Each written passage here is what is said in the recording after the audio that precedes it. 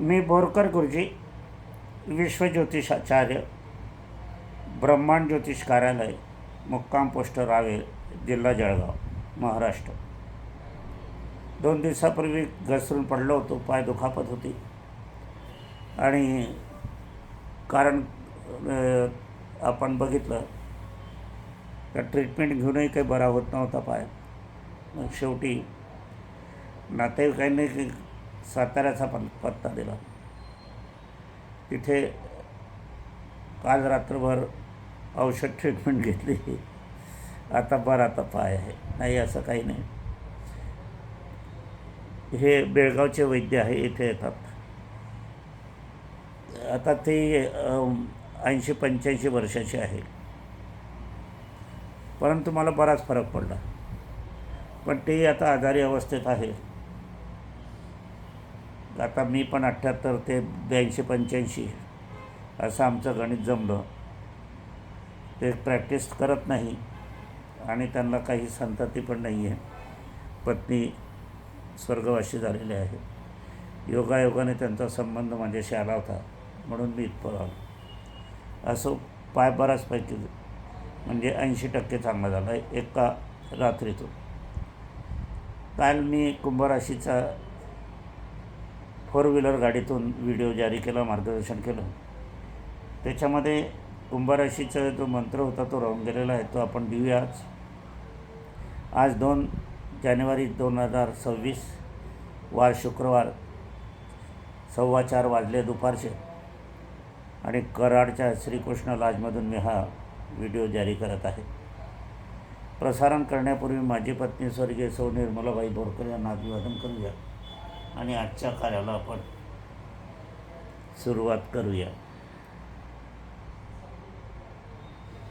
मी नेहमी कुठेही गेलो की माझ्या पत्नीचा फोटो सोबत आणतो, सकाळ संध्याकाळ पूजन करतो आणि मग नित्यनियमाने मी इतर कार्य करत असतो. कारण की काय, आपल्याला ज्यांनी मदत केलेली आहे, आपल्याला ज्यांनी सहाय्य केलेलं आहे, आपल्याला ज्यांनी आयुष्य आपल्यासाठी घालवलेलं आहे,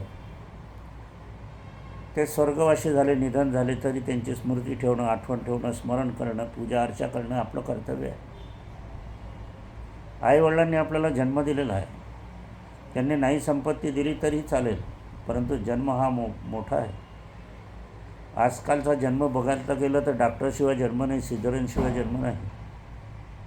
पण आम्ही जन्म दिला अगदी घरगुती वातावरणामध्ये, सिझर न करता सुंदर मूर्त्या घडवल्या.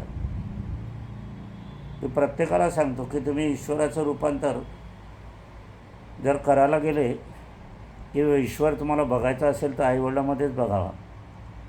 महाराज महाराजाच्या ठिकाणी असतात, गुरु गुरुच्यांच्या ठिकाणी असतात. आम्ही तुमच्या ठिकाणी ज्योतिष वर्गसुद्धा तुमच्यापासून दूर आहोत.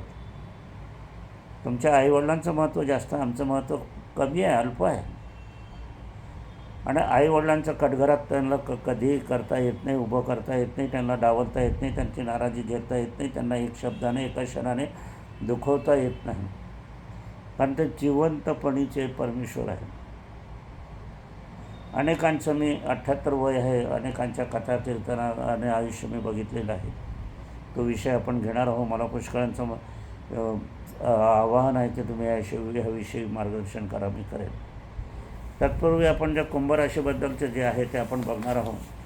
कुंभराशीचा मंत्र हा जो आहे, राशीचक्रादी एकादश क्रमांके, राशीचक्रादी एकादश क्रमांके. कुंभादी स्वामी शनैः, कुंभादी राशी स्वामी शनैः. कुंभराशी जन्म घेती शनैः देवदेवी. जन्म आयुष्य भाग्य येती, तन मन धन आरोग्य, इच्छा सफलांती करेषु. नमो नमाय शनैः देवी, नमो नमाय शनैश्वराय. आता आपण म्हणूया पुनश्च. राशीचक्रादी एकादश क्रमांके, कुंभादी राशी स्वामी शनैः. कुंभराशी जन्म घेती शनैः देवदेवी. जन्म आयुष्य भाग्य येती, तन मन धन आरोग्य, इच्छा सफलांती करेषु. नमो नमाय शनैः देवी, नमो नमाय शनैश्वराय. हा तुमचा आयुष्यभराचा मंत्र आहे. हा आपल्याला जेवढा करता येईल तेवढा करायचा आहे. जप मंत्र करण्याची वेळ आपल्याला जी आहे ती सायंकाळची. मीन राशी घेणार आहोत. मीन राशीचक्रातली शेवटची 12 क्रमांकाची राशी. शनी उदयमान आहे, नेपच्यून उदयमान आहे. हर्षल कर्तव्यभावी आहे. केतू या ठिकाणी आरोग्य ठिकाणी आणि व्यवसाय ठिकाणी आहे. आपला राशीस्वामी गुरु जो आहे तो मातृस्थानी बसलेला आहे. चतुर्थ स्थानी केंद्रात. तो एका केंद्रातून दुसऱ्या केंद्रात आला आहे. असं असताना तो प्रमुख उदयमान केंद्रातूनही आलेला आहे. रवी बुधात योग आहे. मंगळ शुक्राचा लक्ष्मी योग आहे. राहू प्लुटोचा पण योग या ठिकाणी आलेला आहे. पुरुषांचे आपण या बाबतीत बघूया. घरात मंगल कार्य संपन्न होतील. मीन राशीच्या समजताना येथे नवीन 2026चे वर्ष अत्यंत समाधानाचे जाणार आहे. आपला स्वामी ग्रह गुरु हा कुटुंबादी विराजमान आहे.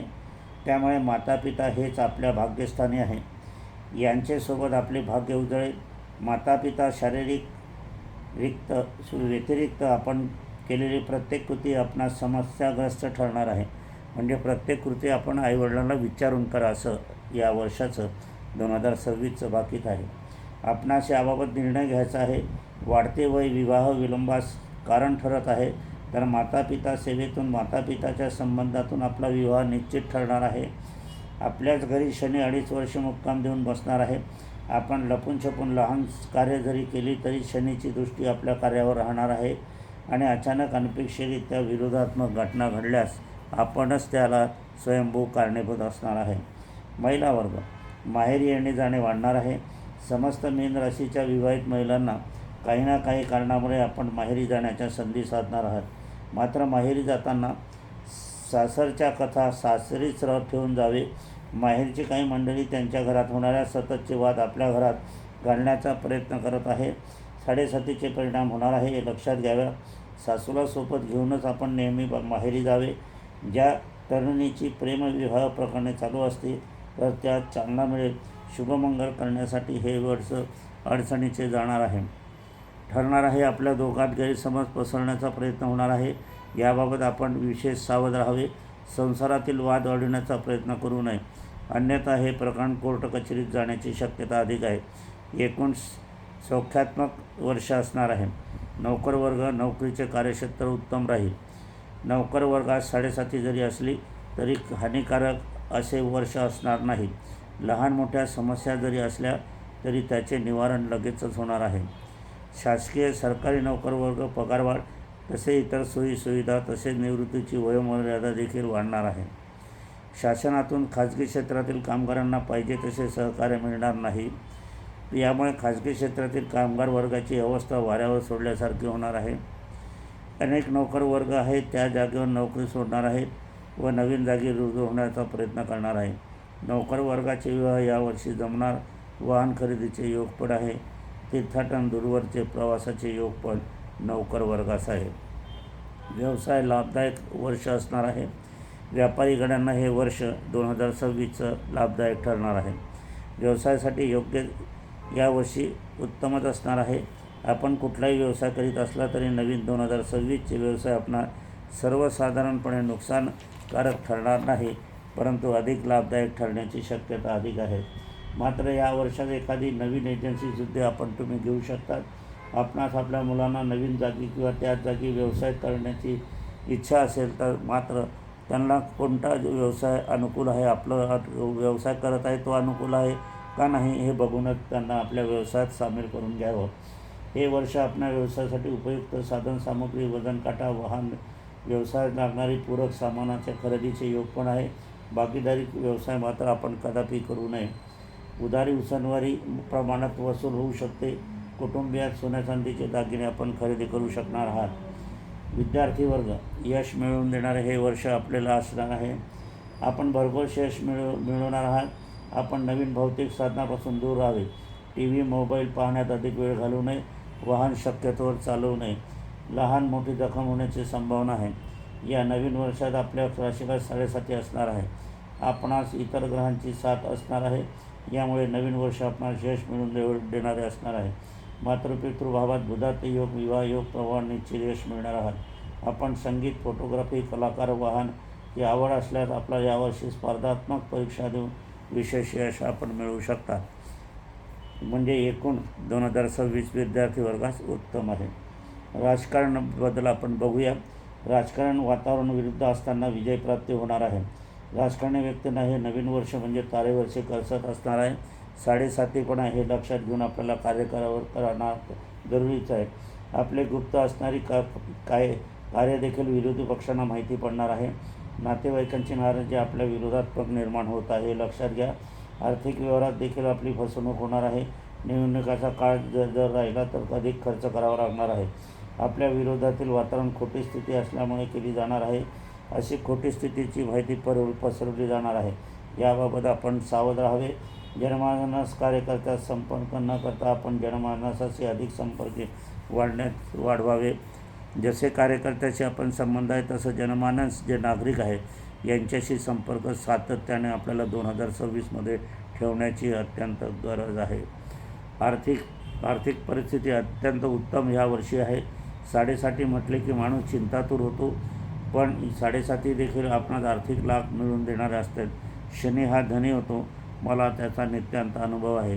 हे वर्ष असताना आपल्याला नोकर वर्ग अथवा शेतकरी जरी असला तरी आर्थिक बाबतीत आपली नवीन वर्षात उन्नती देखील होणार आहे. यातील काही जणांनी आपल्याला मातृपितृ इच्छा सफल करण्याचा खर्च जर आपण केला तर मातृपितृ आशीर्वादासह आर्थिक लाभ मोठ्या प्रमाणावर आपल्याला उपलब्ध होणार आहे. आणि मी तुम्हाला आव्हान करतो किंवा तुम्हाला अनुभव आणून देतो की तुम्ही अशा तऱ्हेने वागलात मातृपितृ समवेत तर या वर्षीचं बजेट, आर्थिक बजेट किती उन्नतीकारक होते, किती शिल्लक होते, किती बचत होते हे अनुभव घ्यावा. आपण या वर्षात हौसेमौजे खातर विनाकारण प्रवासात खर्च करू नका, तो टाळावा. अपघात भयाची संभावना आहे. बचतीसाठी हे नवीन वर्ष आपणास उत्तम ठरणार आहे. सुखसमाधानाचे वर्ष असणार आहे. आरोग्याच्या बाबतीत मात्र काळजी घ्यावी लागणार आहे. साडेसाती असल्यामुळे आरोग्याच्या बाबतीत काळजी लावणारे प्रश्न आहे. आपण या वर्षात आरोग्याचे नियम पाळून जरी राहण्याचा प्रयत्न केला तरी अनारोग्याच्या संकेत देत आहे. मूत्रादी विकार, किडनी विकार, व्यसनाचे विकार, डोकेदुखी, पोटाचे विकार, त्वचा विकार, तापादी विकार, जखमा होण्याची शक्यता देखील आहे. महिलांना अनारोग्याची स्थिती जाणवू शकेल. स्त्रीजनांना आजाराची सामना करावा लागेल. पनीर, अंडी, पांढरे पदार्थ खाण्याचे टाळावे. यात व्यसन करू नका. इतर व्यसनामध्ये गुंतवू नका, नाहीतर मग साडेसाती आहे हे लक्षात घ्या. प्रवासात आरोग्याची विशेष काळजी घ्यावी लागेल. संसर्गजन्य रोग होण्याची संभावना अधिक आहे. गर्भवती महिलांनी आपल्या आरोग्याची अधिक काळजी घ्यावी व वाटेल तिथे खाणेपिणे करू नये हे सांगणे आहे. आपण जर बघितलं तर मीन राशी एकूण उत्तम राशी आहे. मीन राशीचा आपण मंत्र आता बघणार आहोत. मीन राशीचा मंत्र बघत असताना आपल्याला ही मीन राशी सूर्यास्तानंतर आपण केव्हाही हा मंत्र ज्या मनाला येईल तेवढा करावा. राशीचक्रादी द्वादशे क्रमांके मीनदा राशी स्वामी गुरुवेय. मीन राशी जन्म घेती गुरुश्वराय गुरुमादेवी जन्म आयुष्य भाग्य येती तन मन धन आरोग्य इच्छा सफलांती करेषु नमो नमाय गुरुवेश्वराय. पुनश्च म्हणून दाखवतो. राशी चक्रादी द्वादशे क्रमांके मीनदा राशी स्वामी गुरुवेय. मीन राशी जन्म घेती गुरुश्वराय गुरुमादेवी जन्मायुष्य भाग्य येती तन मन धन आरोग्य इच्छा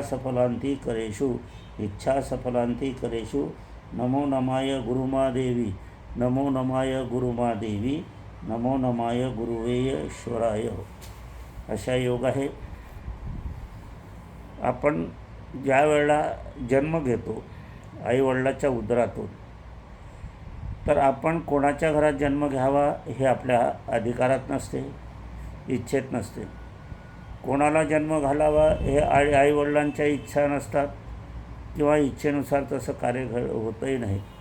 हा जे मिलन होते आईवडिलाचं आणि संततीचं, जे एकमेकाशी पुरस्कार बांधिलकी निर्माण होते, ही बांधिलकी रक्त नात्याच्या संबंधातूनच असते, हे लक्षात घ्या.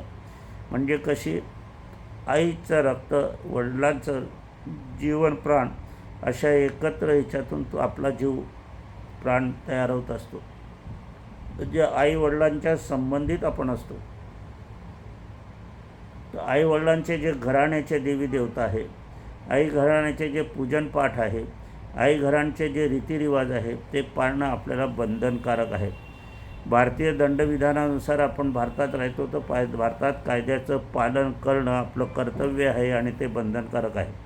त्याचप्रमाणे घराण्याचं कार्य करणं, घराण्याच्या देवीदेवताचं पूजन करणं हे आपलं कर्तव्य आहे, नीतिनियम पाळणे आहे. घराण्याला कुठलाही डाग, डग्गा, धब्बा लागू नये किंवा त्याची उणीव निर्माण होऊ नये याची दक्षता पुरुषांनी घेण्याची आवश्यकता आहे.